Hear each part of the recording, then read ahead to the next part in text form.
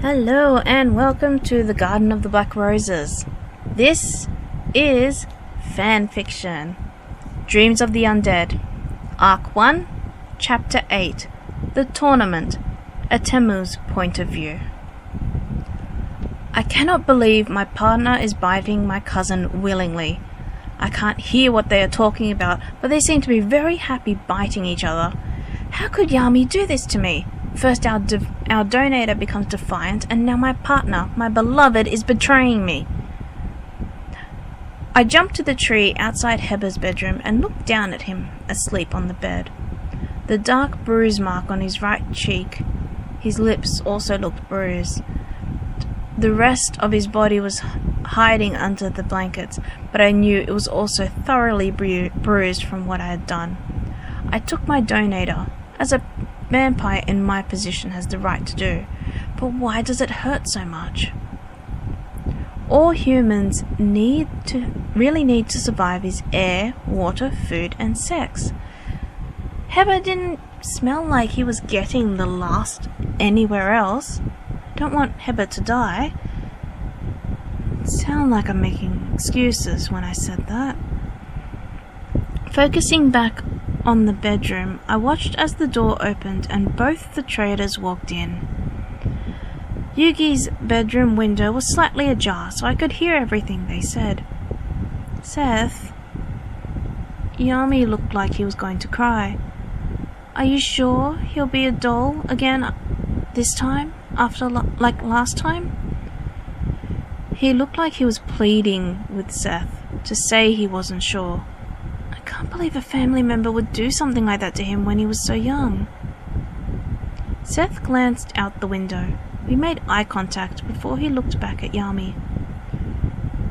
Yugi is going to be reliving the abuse and rape he suffered at the hands of his uncle. I doubt we will be able to break through into his mind until he is ready to let us.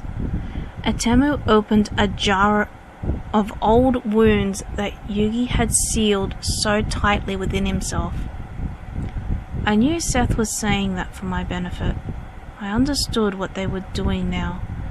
Seth showed Yami the memories of Heber that either Seth had or that Heber had given him. If you excuse me, I have to arrange a press conference to manage what happened here. He placed a hand on Yami's shoulder. I won't say Atemu did it, or anything about vampires. I will treat this as a human crime and that we are searching for the perpetrator. I watched him give me a pointed glare as if to say stay away before leaving the room. I didn't feel like intruding. I felt sick. I had made Heber remember his painful past. I had turned my donator into something worse than dead. I've turned him into a lifeless doll. I watched Yami sit on the bed and brush Heber's hair from his face. Yugi. Yami sounded broken as well. I'm so sorry. I couldn't help you when you needed me the most. Tears were falling down Yami's face. My chest felt like a sword had been driven through it. You were pleading. I could see it in your eyes. But Atemu is much stronger than me. Still, I couldn't help you. Heber opened his eyes. They were dull and glassy, lifeless. Not even the childlike sparkle was retained. He moved his hand and gently rested it on Yami's arm, causing him to jump before bursting into more tears. Silence passed between them before Yami appeared to be shocked into silence. You didn't! Yami leaned down as if to feel Heber's breath pass through his mouth as he spoke. Yet he didn't open it to speak. You did! I can hear you! Yami touched the side of his forehead in shock. I didn't do anything to deserve hearing you in my head. Silence passed between them. Jealousy rose in me. Yami could hear Heber's voice just like we could hear each other. A vampire donator bond is supposed to create a mind link, but it didn't with Heber. I thought it was because of the angel blood in Heba, but perhaps I was mistaken. Trigger? Yami watched Heba's eyes. Other than Yami's movement causing him to move as well, Heba was lifeless, just like a larger doll. Theory? Silence stretched again as Yami reached down and enclosed one of Heba's hands with his. You think so? I suppose it makes sense. As you say, you don't have a mind link with Atemu. If that is the trigger for it developing between us, then I'm glad. It's strong too. Perhaps dependent on the trigger? In any case, I can sense everything about you. He stood up and moved to the door. I'll be back with some pain medication and water. He waggled his finger at Heba. Don't tell me you're fine. I can feel you aren't. I watched as Yami left the room. Lightly, I jumped from tree to the window and sat on the ledge. Heba looked afraid when he noticed me. His eyes were filled with fear and pain. Tense silence ran rampant in the room. Why is it that whenever you are around, I feel things I shouldn't? I asked him quietly. His eyes looked confused. As our donator, I have the right to do whatever I want to you. But why does it hurt when I do? I wasn't expecting an answer. Heba had locked himself within his mind. He could be talking to Yami for all I know, but I needed to get my thoughts out. I felt it was important to talk to Heba.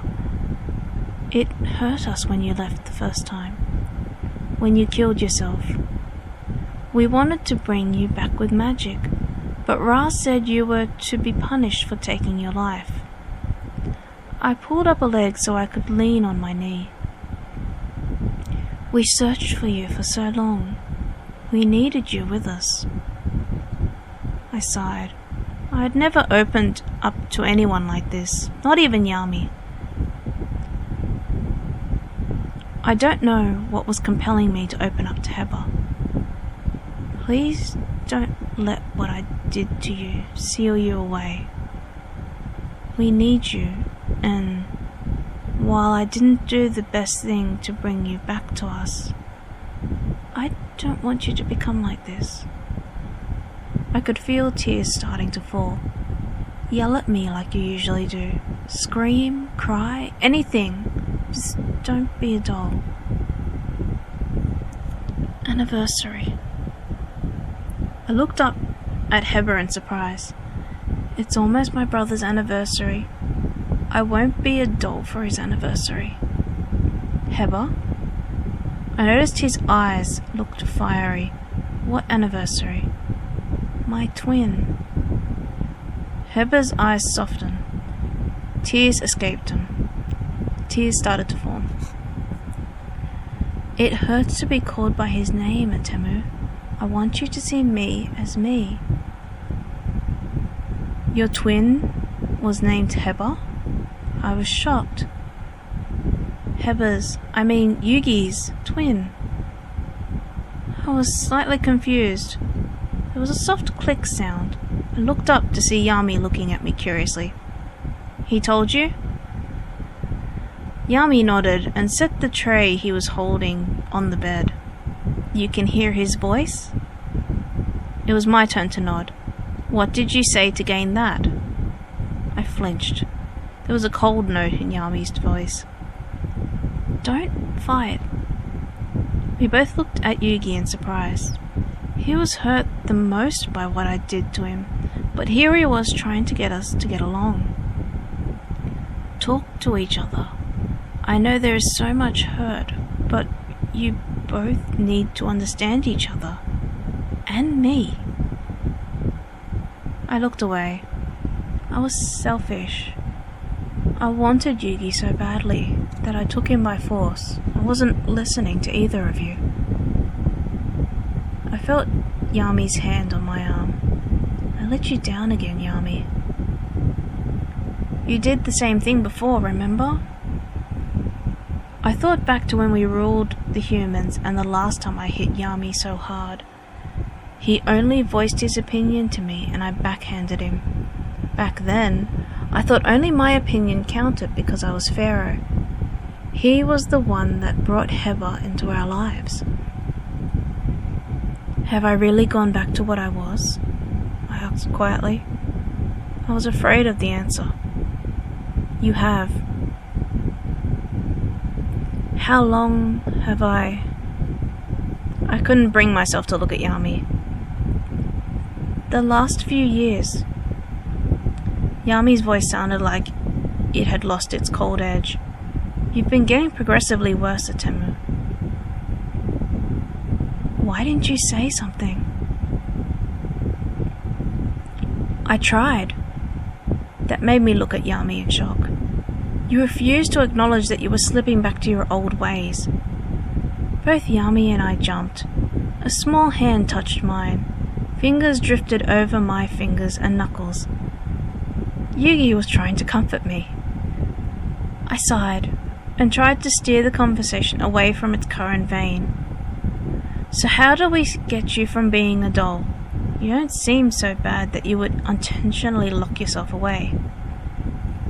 There's a part of me that doesn't want to be here. I may talk to you now, but how do I know that you aren't going to do this to me again?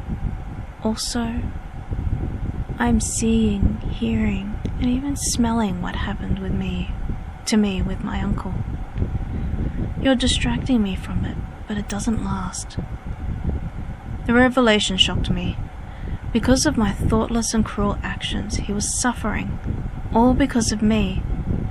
Don't do that. Don't think that. I can feel your emotions clearly, and you didn't know. You acted in a way you saw fit. You didn't understand human culture or emotions, as you've been neglecting to keep abreast of the changes in the world since your own change. Perhaps now is the time to learn that not everything stays the same. Seth being an example of this, I suppose, Yami said with a slight smirk. I could tell he knew I wasn't used to being told off, particularly by someone not of the same or higher status than me, but I couldn't help but smile. Only Heba in the past had the courage to talk to me in such a way despite their difference in stature. There's no difference here. Yugi's voice made me look at him in surprise. This was true in his current life. The King of Games, as he is called, has the admiration and adoration of thousands of followers. He's not royalty by blood, but still. I moved off the windowsill and laid down next to Yugi. I gently pulled his hand up and held it to my heart, pulling myself closer to his right side. Yami copied on Yugi's left. We both entangled our legs with one of Yugi's legs, holding him close to us. We could feel his emotions calming with our presence. His body still remained limp, but we knew he would, at least tonight, have a settled sleep.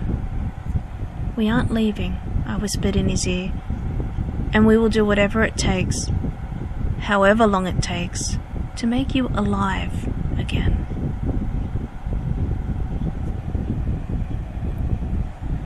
I was rudely awoken the next morning by a hand pulling me by the collar and dragging me out of the room. Once I finally managed to clear the sleep from my eyes, I was greeted by a very angry and irate Seth. "Morning," I said with a yawn. I could hear a surprised squawk from Yami behind me before Seth growled angrily in response. "Wait, Seth!" Yami placed a hand on Seth's, trying to make him loosen his grip on me. "We had a chat last night, the three of us."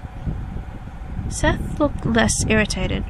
"Yugi wants you to teach Atemu about the modern world and humans, and then he will forgive Atemu for acting how he used to in Kemet."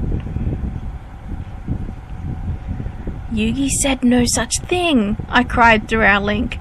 It must have shown on my face as Seth was smiling, that creepy, sinister smile of his when he was going to thoroughly enjoy himself. "No, I didn't." Yugi's pause caused the hairs on my back to rise. "But I admit it is a very good idea. I would like you to do this, so you can come up to speed with how the world is now.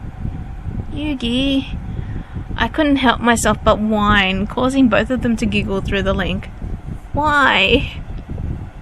Yugi said he said that you were feeling guilty, and even I can feel you trying to guilt yourself even now. Yami said with an ill-concealed smile. Even he was enjoying my discomfort, so think of it as your punishment. Grin and bear it, Atemu. Neither of them seemed to want to budge on the topic. I sighed defeatedly. Fine. It will be my pleasure. Seth looked like the cat that stole the cream and enjoyed every bit of it. I was going to be in for a rough time.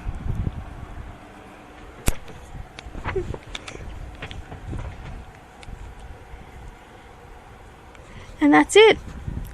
That's the last actual full chapter that I've written of this story. The next one is like in bits and pieces, and I've got like the little marks saying, oh, you need a scene here and you need a scene here. So it's not complete, so I can't record it. But yeah, if you want me to continue this story, or if you want to listen to other stories, make sure to like, comment and subscribe.